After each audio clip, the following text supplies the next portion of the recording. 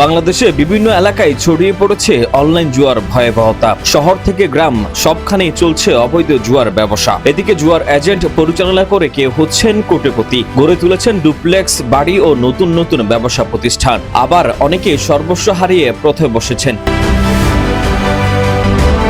চট্টগ্রামের বাঁশখালী উপজেলার সরল ইউনিয়নের খাইলাতচর পাড়া পশ্চিম পাশে অবস্থিত আব্দুস সামাদ মাঝির বাড়ির বাসিন্দা মিজানুর রহমান তার জীবনে এক অদ্ভুত পালাবদলের গল্প লিখেছেন। স্থানীয়দের ভাষ্যমতে কয়েক বছর আগে তিনি ছিলেন এক সাধারণ চায়ের দোকানের কর্মচারী। পরবর্তীতে সাবেক পৌরসভার মেয়র ফখরুদ্দিনের বাসায় কাজ করেন তিনি। সেখান থেকে ফখরুদ্দিনের সুপারিশে বাঁশখালী উপজেলা পরিষদের ট্রেড লাইসেন্স বিভাগে ক্যাজুয়াল হিসেবে চাকরি পান এই মিজানুর রহমান।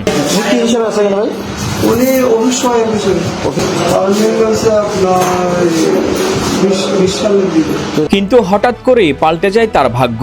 স্থানীয়দের অভিযোগ, মিজানুর রহমান রাতারাতি হয়ে ওঠেন কোটিপতি। বর্তমানে তিনি ডুপ্লেক্স বাড়ি নির্মাণ করেছেন। পৌরসভার বড়ুয়াপাড়া মাথা এলাকায় কোটি টাকার সম্পদ কিনেছেন ও খুলেছেন নূর শপ নামের একটি ব্যবসা প্রতিষ্ঠান।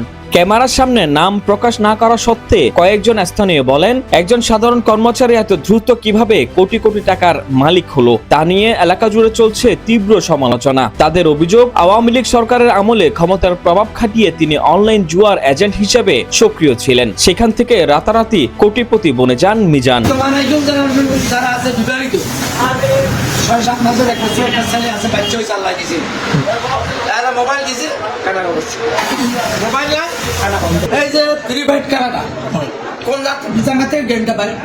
বের হচ্ছে বাজারে আগে কিছু নয়। আচ্ছা আচ্ছা, বেশি দূরস্থ তিনতলা বাড়ি গিয়ে তো ওইটা তো আগে রূপে সর্বোচ্চ 10,000 টাকা বা 12,000 টাকা সর্বোচ্চ বেতন। কেউ ইতালিয়ান ঘুরে উঠে বিয়ে হয়েছে।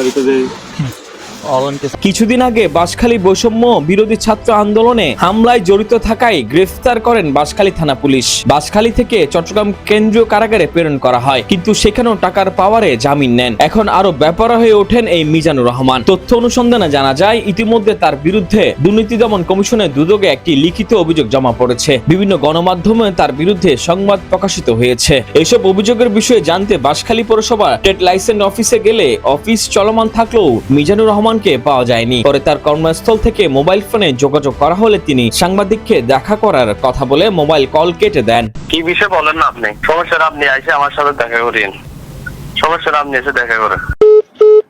স্থানীয়দের প্রশ্ন, একজন সাধারণ কর্মচারী রাতারাতি কোটিপতি হওয়ার রহস্য কি? আর এসব কর্মকাণ্ডের পেছনে কারা আশ্রয় প্রশ্রয় দিয়েছেন? সুষ্ঠু তদন্তের মাধ্যমে অপরাধীকে আইনের আওতায় আনবে প্রশাসন, এমনটাই প্রত্যাশা বাঁশখালীবাসীর।